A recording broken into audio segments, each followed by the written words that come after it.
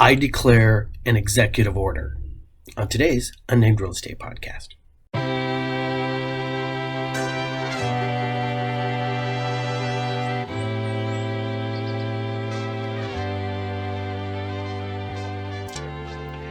If it was only that easy. Hi there.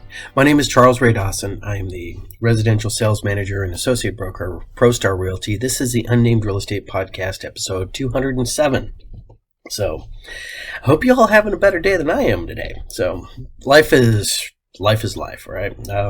You hit a certain age, and next thing you know, your warranty just starts to expire. So, as you guys have been following the saga of Ray, I've had this reoccurring cold that popped in, and then last Monday I felt really good, and it's like, hey, we're going to rock and roll, and by Wednesday I'm going home with a fever, and Thursday I'm sick again, and it's just like, what the ever-loving hell, it's like, and, okay, so I know scientifically that the cold/flu/whatever I got during Christmas week was not what I just had this time around, but it sure as hell felt like exactly the same thing. All right, just back with it, and not as bad as the last time, honest with you, but, last one really dragged out, and this one, probably about a week, but here we are. It's Thursday. It is what day is it today? The day of days, January the 23rd, and we are rocking and rolling over here. Let me tell you what, like I said, everybody's going to wait until January to start deciding to get back into real estate. As foretold in the prophecy, here they all are.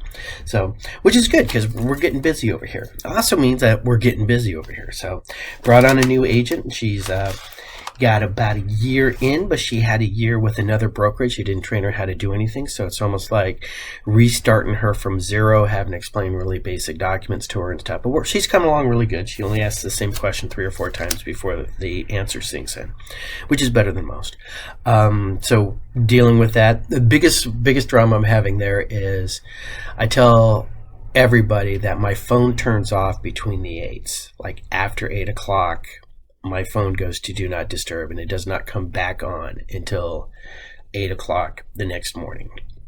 And that if you are on my favorites list, your phone will still ring through, but if you call me, there better be one of the 3 B's, right?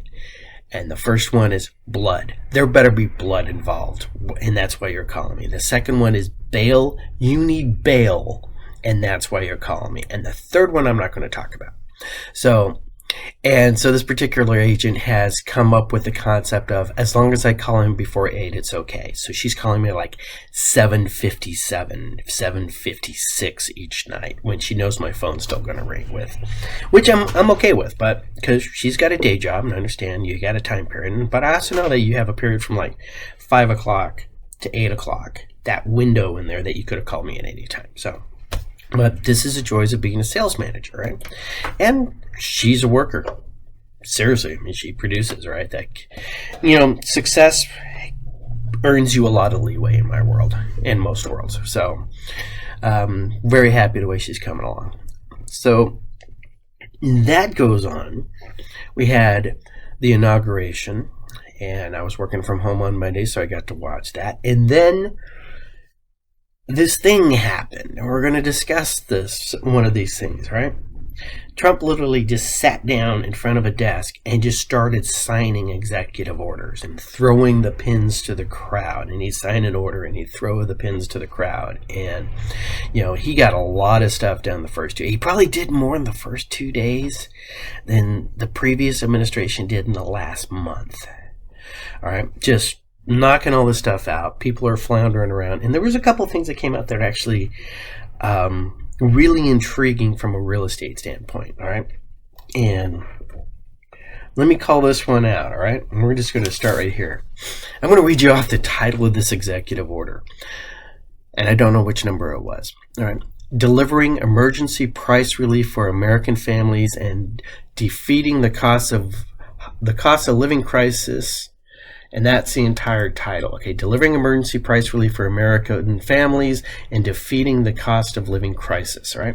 Now, some of my notes are a little weird because about halfway through I decided to start trying to write in cursive because it occurs to me nobody knows how to read that anymore except a certain age, and we need to maintain that skill set. And I need to maintain that skill set, so just in a couple lines my hands are already cramping up. It's like, oh yeah, I forgot how this works. So outside of signing your signature, which has gotten sloppier and sloppier. So if I suddenly pause trying to read my notes, it's because I'm trying to decipher my own cursive writing. But this particular executive order was basically coming down and stated that a lot of the costs that we have are because of government regulations. I'm watching one of my information channels and whatnot. It's called Mortgage Shots. It's from a lender out of California, but he does do a really good daily synopsis of various things happening in the real estate market. All right. And there was a report that came in last year that says 25% of the cost of a new home is related to some government mandate that's driving up the prices. That could be a zoning issue, that could be a regulation issue, that could be energy costs of harvesting timber, it could be permitting crisis, it could be any of these things. All right. But these economists sat down and looked at it and said, how much of it, how much of it is labor? How much of it is materials? How much of it is just putting up with bureaucrats? All right, 25%. Now, for people who need to work on the math on stuff like that, so that means a $400,000 starter home. All right, at 25%, $100,000 of that starter home is because of some sort of government overlay. Now, let's have a talk. Because some of those government overlays you might want, right? Along these lines, I found another real estate channel, and this guy's somewhere in the Midwest, and he's also a real estate agent, and he has been doing it for like 20, 30 years, and the algorithm decided I needed to see this guy, and I clicked on it, and then he started showing you guys some of the same charts and graphs from from Fred, the Federal Reserve Economic Department, and that I use. And he's had sort of like my format, right? Except he was old. Well, I think he was older. He's probably my age, but I look young for my age, right? I really do look young for my age. I'm aging well, right? Notice I shaved the beard mostly because it was getting too white. But he, it's, yeah, pretty much. But he's doing these little 3-minute hits in the morning before his day comes on. He's not giving you the entire 45 minutes of brain dump that I do every Thursday. But he mentioned a response that he made to somebody who did one of those Levittown new builds. Now that I just said it out loud, I realized I was going to try to get a picture of those Levittown new builds. But for you guys who don't know who Levittown is, it was the first subdivision in America. It was called Levittown. And the entire concept is we are going to make these first home buyers these first homes, starter homes, for the GIs returning. You're going to be able to buy it with your VA loan. And it was 700 square foot, 2-bedroom, 2-bath. And they had Cape Cods, and they had something called, it's an East Coast design, and we don't use it out here, but it basically single story, peaked roof, and the attic space up there could actually be turned into other bedrooms as you start feeding other kids into the household. All right, great. And he takes this thing and then he breaks down the design and say, well, it is illegal in the United States of America to build a 700 square foot home and put a family in it. And he goes through all the construction things that have happened since the 1940s and 50s when they were building these starter homes that people are still living in today, mind you. All right. And why you literally can't build that. They will put you in jail if you try to do that and sell it to a first-time home buyer for $125,000. You go to jail, sir. Do not pass go. Do not collect $200. And why is that? Well, because of the new regulations that we have, the setbacks on the lots, the fact that our walls, your studs, are now need to be 2x6s instead of 2x4s, that you have to have so many outlets on each wall. And he said something really interesting, that at a certain point, your building regulations just sort of get out of control. All right, he used a really good example about the type of circuit breakers. All right, and the fact that old bus circuit breakers, you sort of screw them in, stuff like that. And when you hit a sustained amount of amperage above a certain time period, the fuse blows, take it out, you put a new one in. All right. Nowadays we have the ones that trips, but they literally work a different way. So that, the switch circuit breaker doesn't flip at peak, or will flip at peak like when your refrigerator comes on and you get that sudden surge, because a lot of electric motors require a power surge to get the torque, to get the parts moving, to make the whole thing work. So when you started going into those circuit breakers, at that point, each one of those, your refrigerator, let's say your refrigerator runs 10 amps, but when it starts, it needs a 20 amp surge. So now you have to put a 20 amp circuit breaker in there to take over the start. Now, if you had a 10 amp bus fuse in that, it will start, that little element in there will start to heat up and start to melt, but then it will stop. Okay, because that surge just came back down off the 20 amps to the 10 amps. All right, but we don't like these things anymore. So continue on. So, there's another thing about that attic space I was talking about. All right, trying to fill in the attic space up there. Well, because of the insulation requirements. Remember the 2x4s and 2x6s? Why are we using 2x6s? Are they inherently stronger? No, it's so you can build the house with the new R factor with the government mandated insulation requirements. Means you can't put enough insulation into 4 inches, so now, which is actually like 2 and 3 whatever, because they don't make 2x4s anymore. So adding to the cost. The other thing I was talking about is with the insulation in the roof. Okay, now that you're putting the insulation in the roof, you have to have so much insulation in the ceiling, since the attic space up there is now being taken up by a living room with knee walls and everything. And that's where you see those really cute rooms, with the little half walls that come up and then the roof peeks in. Yeah, you can't do those anymore, because you have to have that attic space for that R value, and then you and he just starts adding it all up and explaining to you that you don't get those anymore, right? Because of the regulations. That being said, is this delivering an emergency price relief for American families and defeating the cost of living crisis going to overcome that? Well, maybe we could take a look.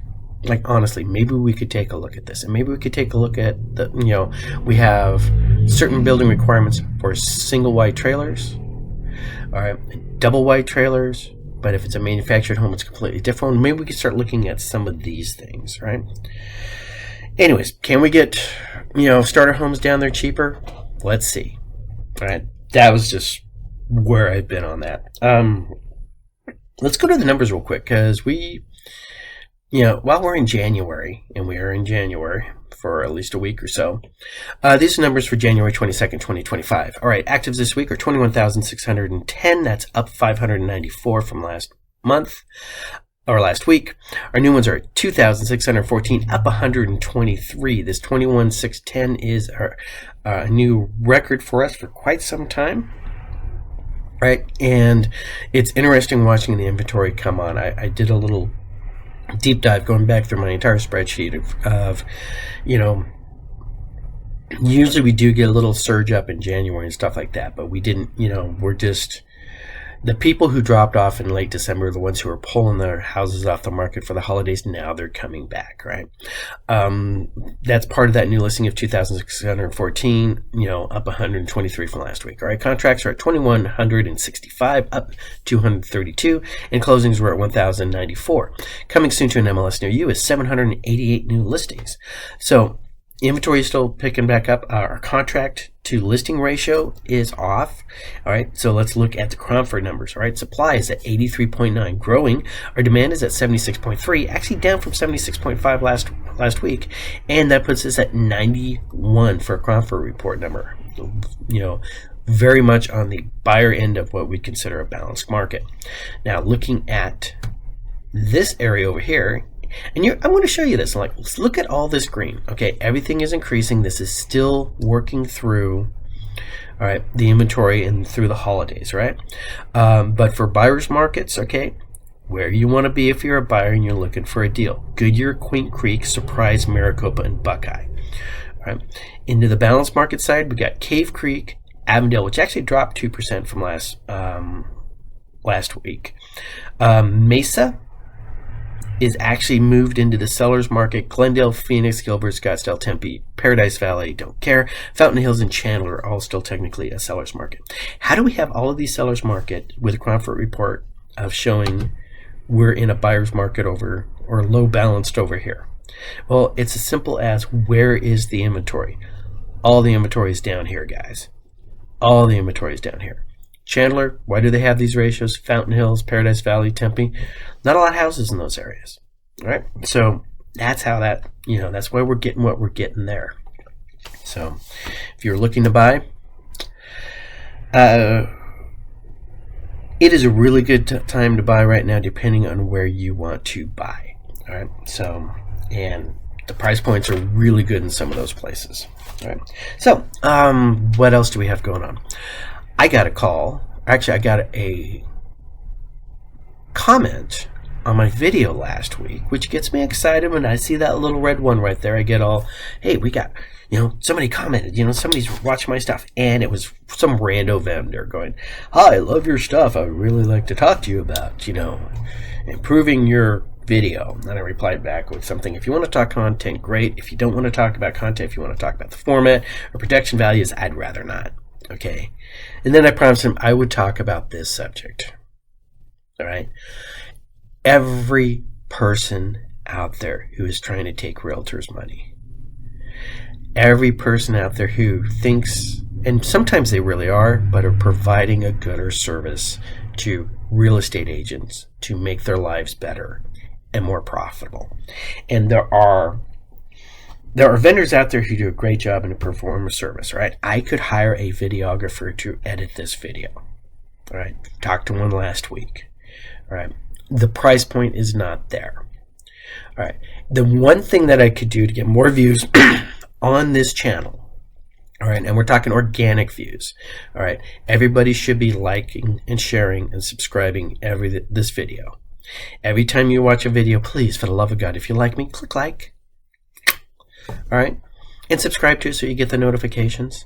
All right, and share it with your friends if you think there's anything useful in this. All right, but to get the algorithm randomly showing me to strangers, like that guy I was talking about who was talking about the Levitt townhomes. All right, the one thing that I could do on this video that I still won't is I could check the box that says this is made for children. All right.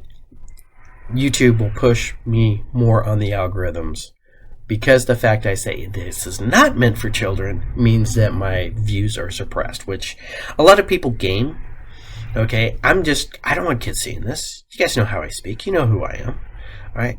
You must be this tall to ride this ride, okay? And you got to be this old to deal with me, and you got to be this immature to watch me for 45 minutes, all right? And it's not something I'm willing to do, but a lot of vendors would love to sit there and come in and, work through a script, and then I send them the raw video, and then they would go, and then they would edit it, and then they would give me a final review time, and then they would publish it. This is what all these other guys do. They all have back-end people. They have minions, right? And I just don't see the value in it, right? This channel right now is not really for driving business to me. All right, this channel is for me to put information out there for people who actually need the information, and it makes my life a lot easier if I can literally just have a reference going, you will need to watch episode 165 of my podcast. I will send you the link. That way they can have that conversation in their time, and I don't have to repeat myself. Not that I don't mind repeating myself, right? But after a little while, it's like, yeah, I wrote a video for that.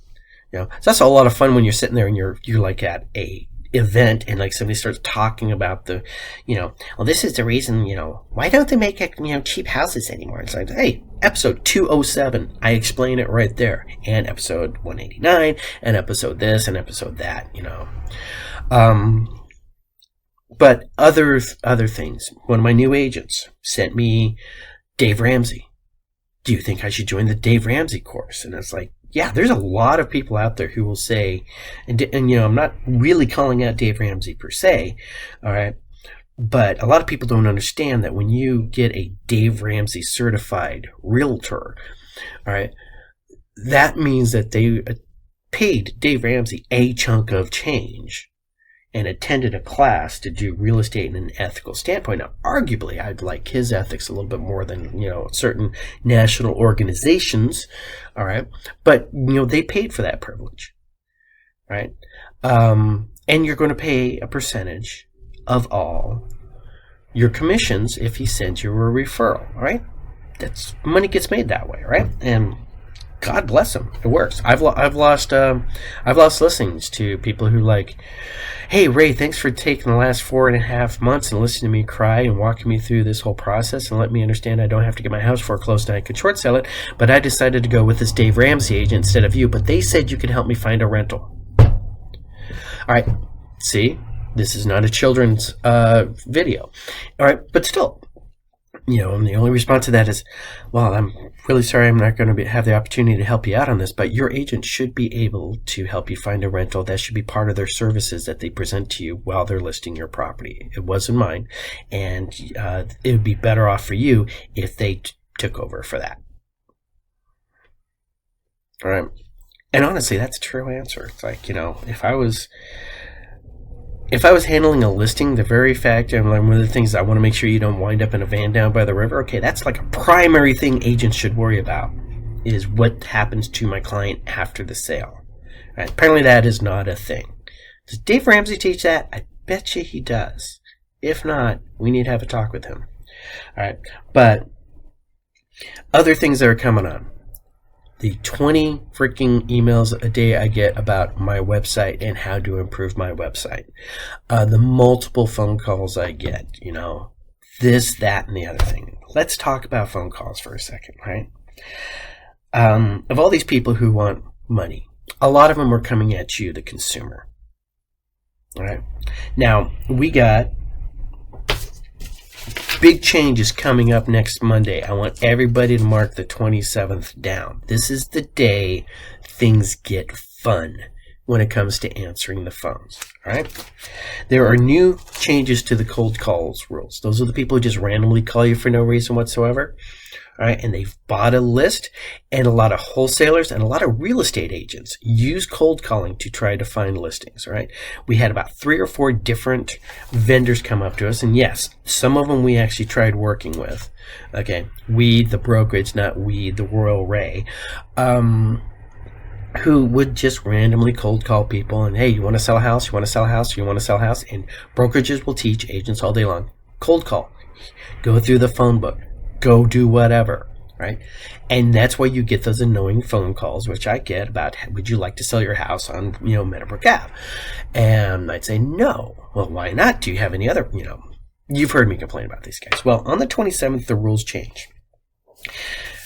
People cannot cold call you unless they have specific written permission for that business to contact you, the consumer, for anything except politics.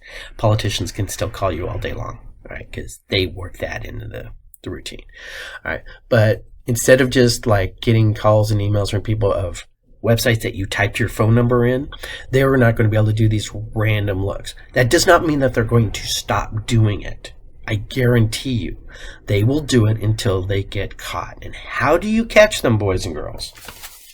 All right, you go to a website. Hold on for a second. All right, and you're going to go to this website right here. This is run by the Federal Trade Commission, protecting America's consumers. All right, this is a donotcall.gov. Write that down. You'll find it in the show notes below. When you're on here, you can do a couple things. Okay, one. Okay, I'm trying to do this really weird because I'm actually trying to move screens around and get to this live. But from here, all right, you can register your phone.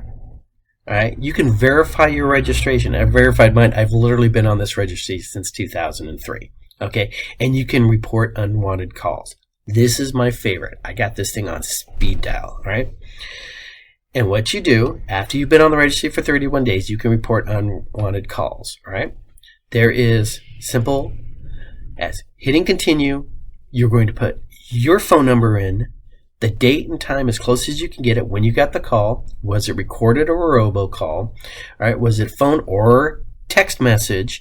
And then you get to select what the call is about. All right, medical and prescriptions. For some reason, and I'm not sure who decided to sell my phone number to Medicare and Medicaid plans, but I keep getting these things for Medicare and Medicaid plans. I can simply say, hey, I did not solicit this information. All right, home improvement and clearing. All right, I literally hit other and say, wanted to buy my house. All right, solicited my house for a real estate listing, tried to wholesale me, whatever you want to put in there. Any of these things. Okay, now notice they have charities and surveys and political calls, because surveys and political calls are waived. So if you click that, they know they're not going to be able to do anything. But then you just select select whatever, unknown. When do you receive the call? Hit continue. All right, and then you'll put that phone number in. All right. So it is really, I was really hoping there'd be somebody in here this morning that I could actually write this thing up on. I was looking forward to being able to do that on the fly, but it didn't happen.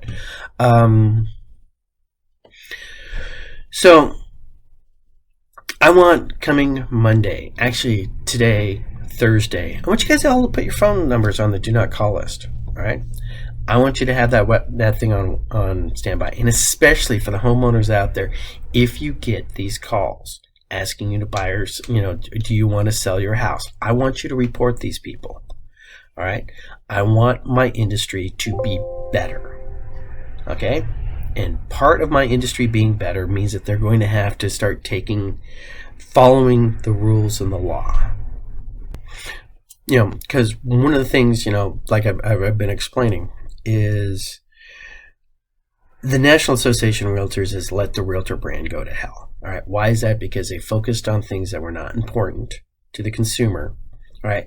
And they really allowed dumb things to happen. Okay. And robocalling is something the National Association of Realtors allows you to do.